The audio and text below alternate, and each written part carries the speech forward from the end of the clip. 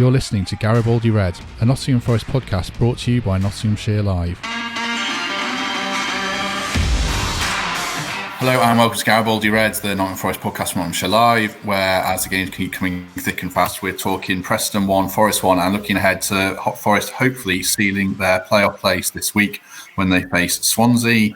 And our guest today is Reds fan Lisa Fox, the first guest to come back for a second appearance. So congratulations, Lisa, I think. Thank you. How are you? I'm good, thank you. How are you? Yeah, not bad. Good. Plodding on. What did you make of the game then? You watched it on iFollow at home. A fair result, do you think? It was a fair result, I think. I'd predicted a bit of a 1-1 beforehand, so I was quite chuffed with it. Didn't put a bet on though. But I mean, Preston's always a hard place for Forest to go. It always has been. I think I've been 2 or 3 times and haven't seen us win there. And when you look at the likes of the players that they've got, the David Nugents of the world, they're always the ones that are kind of the Achilles heel for Forest. They always seem to step up and score goals against us. So I was quite chuffed with the point. It was, I think Wednesday kind of let us down a little bit. But onwards and upwards, you know, we just need to keep doing what we're doing, grinding out some sort of result. And hopefully by Wednesday night, we will have at least 1 foot in the playoffs. Were you nervous when you saw the team in that Cash was out injured, which was a bit of a surprise? Lolly was out as well, which I thought was coming. When you saw the team that Moochie picked, what did you make of it? Yes, I was a little bit nervous, but I guess, you know, you have to trust in Lamouchi.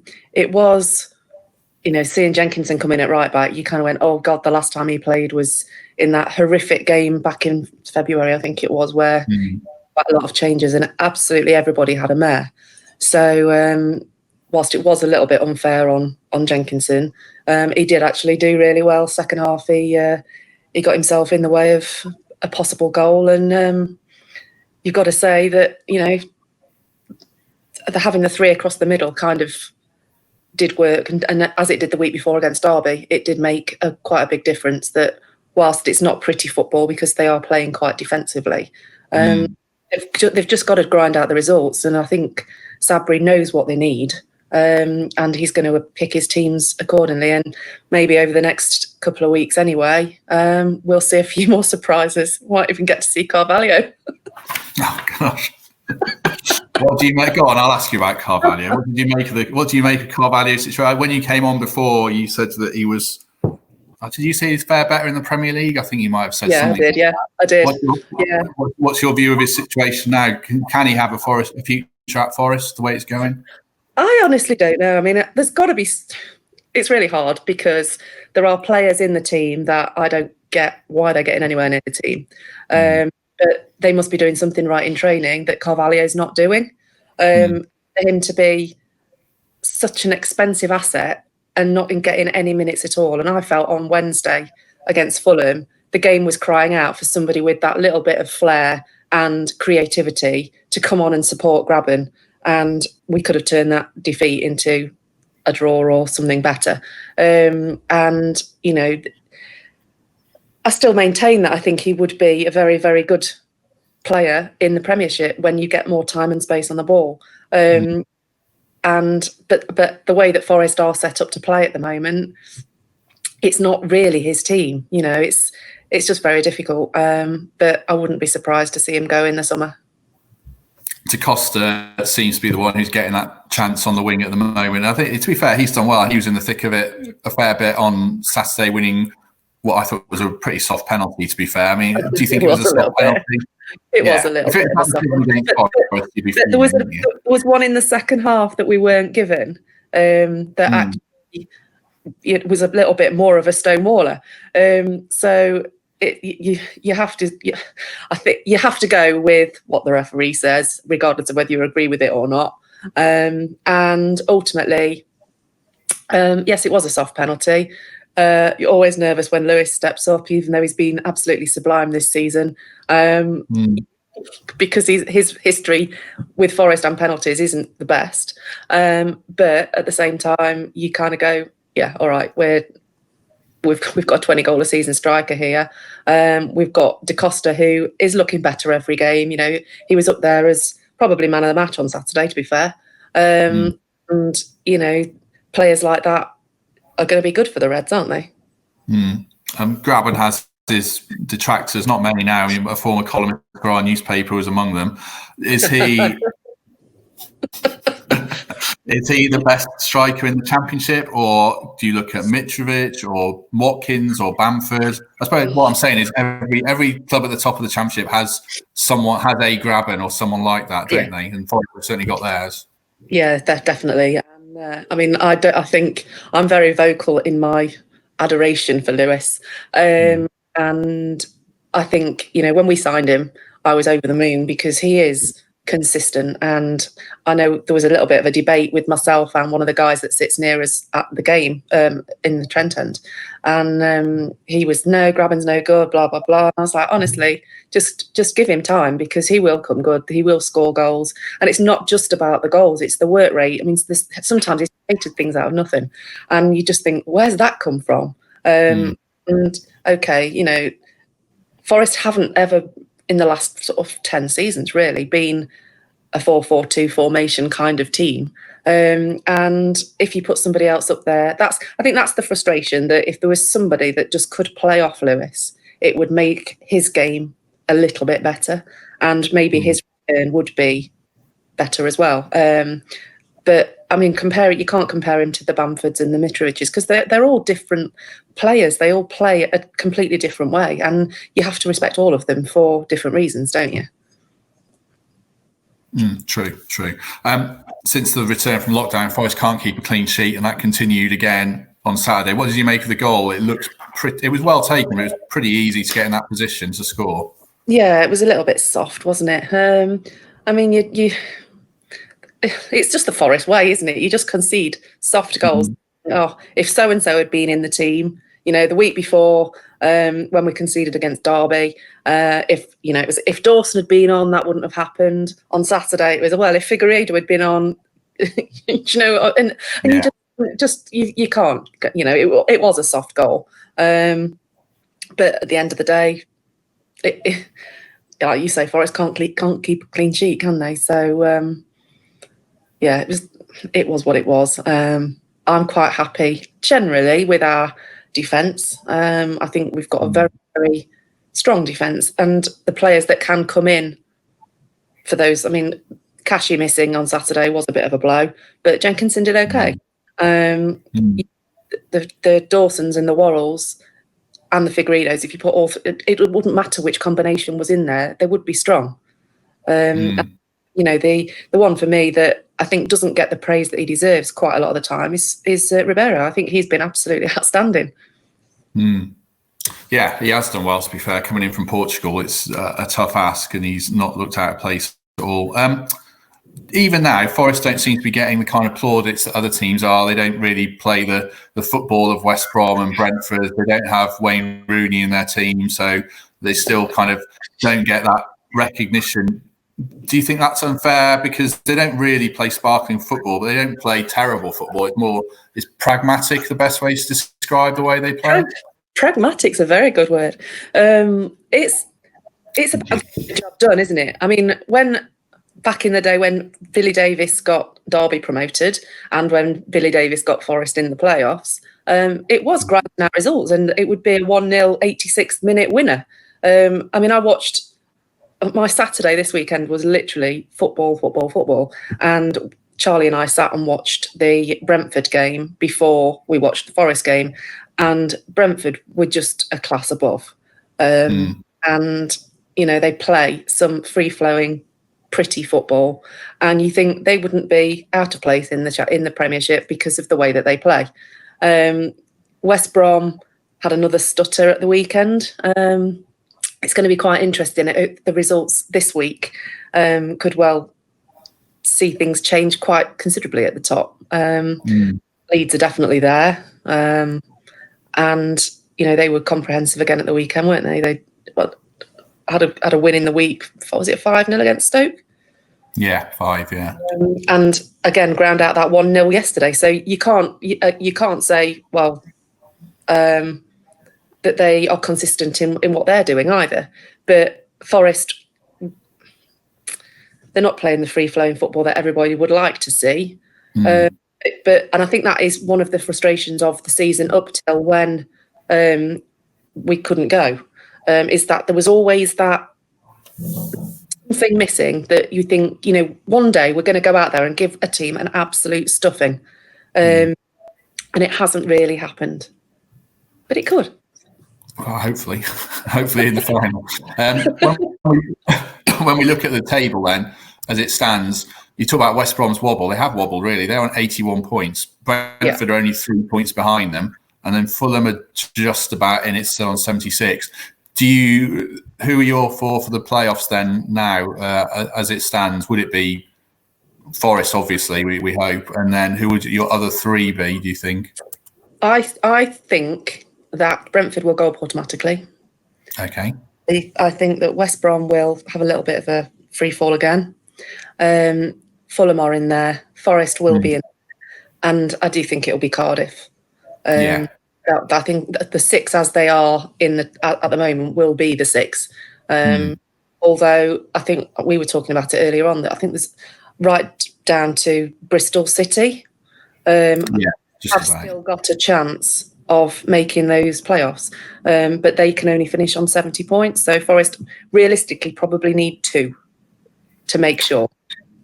And probably, do you think, it's starting to look a bit like Forest v Fulham in the semi-finals, but like you say, they've got to get there first. A win against Swansea would do it. How do you see that Swansea game? Difficult. Their teams in the past have been quite pretty, to be honest. Not really seen a lot of them this year. But yeah, Forest haven't generally set the world alight at home. It's been a bit of a sloggy season in some respects. But there's no reason, our results against the top 6 teams and even top half teams, I think, have been pretty decent. So you've just got to hope that they can go out. I didn't think Forest deserved to lose against Fulham on Wednesday. It was a game that we didn't really get anything. They had a dodgy handball goal that was allowed. Granted, the finish was great, but the build up to it, and it is. We can talk about fine margins like Mark Warburton used to do, but it really is down to that sometimes. And I think the worry for me on both Wednesday and Saturday was that Forest didn't really create a lot. So it is that creativity. Yes, we rely a lot on Lolly. Whether he will feature on Wednesday, I really don't know. But they need somebody. Amiobi was a little bit unlucky on Saturday. That for whatever reason, whatever he did, he was getting fouled every step of the way and was never given anything. And I think one of the things that you've got to hope is that if Forest make it to the playoffs, which I'm pretty sure that they will, that the standard of the refereeing is better. Had his best game of the season against Swansea was João Carvalho. So maybe of course he did. He did. He was really good. That was when he came back from injury. So, like you say, maybe no Lolly, maybe no Cash. You'd be pretty comfortable still with Jenkinson. He did all right filling in. You think maybe actually the squad players can do a decent job and get Forest over the line? I think some of the squad players can do a decent job and get Forest over the line. It's been blatantly obvious since the restart, to be fair, who the best 15 are. And like you say, with the Dawsons that can just slot in, and him coming in for Figueiredo didn't really make that much difference. Dropping Silva, putting Yates in, completely different players, but it works. I think Yates actually gets some unfair press some of the time. I think the Derby game, he was brilliant. Didn't really do anything wrong on Wednesday. Was okay again on Saturday. Watson in there as well. He kind of adds that little bit of calmness, and it is more about creativity. So, like you say, Da Costa, yes, I would say if Lolly's out, then he has to play. Amiobi just needs a little bit more luck, I think, from from my perspective. It's not about, he's had a couple of chances where inches either way, he's on the score sheet again. Yeah, I mean, we'll just see what happens, really. And if Forest can win this game, it opens a few doors for Lamucci in terms of being able to rotate and rest a couple of players. So yeah, it's a massive game in the sense you don't want to limp over, the points line to get in the playoffs, and you don't want to be relying on beating Barnsley and Stoke, who've still got plenty to play for. Yeah, it's a hard one, isn't it? I mean, you always kind of find that there is a team that will come into the playoffs on a high, and a couple of weeks ago you'd have said that'd be Derby. And in some ways, when Forest played them, they had nothing. They had absolutely nothing. And so that kind of knocked their momentum completely. We said that they'd got a tough run in, and if they actually made it into the playoffs, they would have done us a favour in some ways, because it meant they would have been getting points off the teams that were around Forest. Millwall possibly are the kind of the underdogs, and who'd want to play them? Robert's got them playing some pretty decent football. So you look at the teams and you think, oh, God, I really wouldn't want to play against Cardiff. And I wouldn't want to play against a Neil Harris's Cardiff either, because that's just dross. But you also think Forest would do all right against a team like that, because Forest will. And it's okay, people saying, well, we want to avoid Brentford, but Forest play and can play the Brentford way. We've beaten them twice already. So it's just really hard. I mean, the playoffs are a lottery anyway. Forest don't generally do well in them. That's an understatement. But if you'd have said that we'd have been in the top 6 at the beginning of this season, you wouldn't have believed it, and I think they've done really well, and hopefully, you never know. It really could happen. You tell someone to tell Max to be quiet in the background, barking away. Tell Ralph, sorry. Ralph, sorry. Who's talking to Max? Unless you've got a Max there. Are you nervous about the playoffs then? Because, like we say, I know we're talking ahead of time, and people say don't talk about it, but it's I think we have to. Memories of Yeovil, Sheffield United, never mind Blackpool and Swansea. What would your attitude be going into the playoffs? Well, my playoff history, Sheffield, yes, that was horrific and is still quite raw now. So about the fact that the team was literally pulled to pieces the following season. Yeovil, I was pregnant with Jessica and went to the second leg, had to be calm. Didn't go to Yeovil because I was literally ready to drop. And I was in tears because I was like, I can't go to Wembley. If we get to, I 2-0 up and I can't get to Wembley because I just know that I can't really risk going. And with 5 minutes to go, and you're there, aren't you? And it just all went wrong. The best thing out of that game was the fact that we ended up signing Chris Cohen. So and Darren Davis. Yeah, but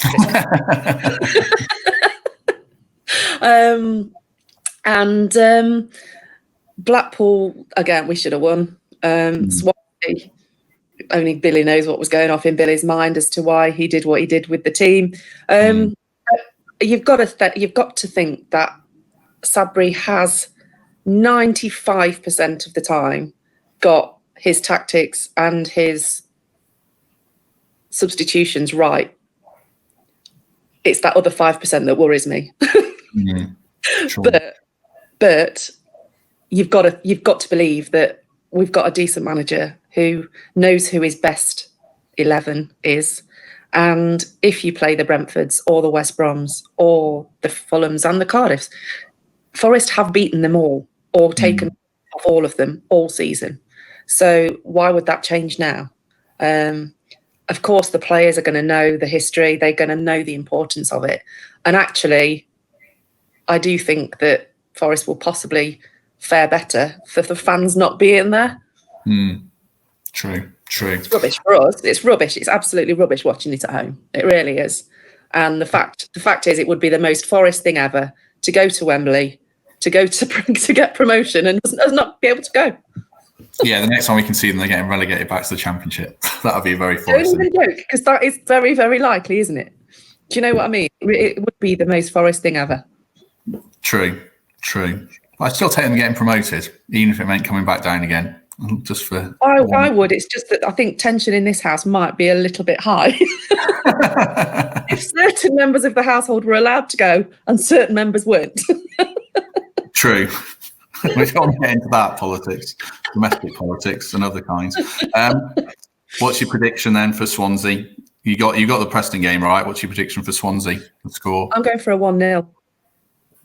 1-0. Forest. 1-0 Forest. I think they'll do the job on Wednesday. I think it will be.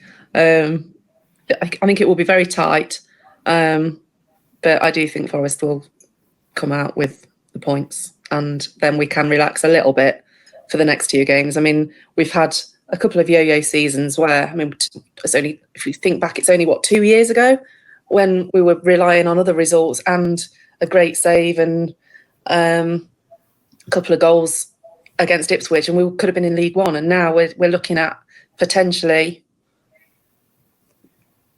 our exile from the Premiership is maybe over. And it all started with Jordan Smith's fingertips, hopefully. Indeed. Well, thanks for joining us. That concludes this episode, but we'll be back on Thursday, looking back on what we hope is a Forest win against Swansea. As ever, please do like and subscribe on YouTube, Acast, Spotify, Apple Podcasts, all those places. And we hope you enjoyed this one, and we'll see you soon. Thanks very much, Lisa. Thank you. See you later. Thank you for listening to Garibaldi Red, a Nottingham Forest podcast. If you enjoyed today's episode, then please let us know. We love hearing your feedback. We'll be back soon with another episode. Thanks for listening.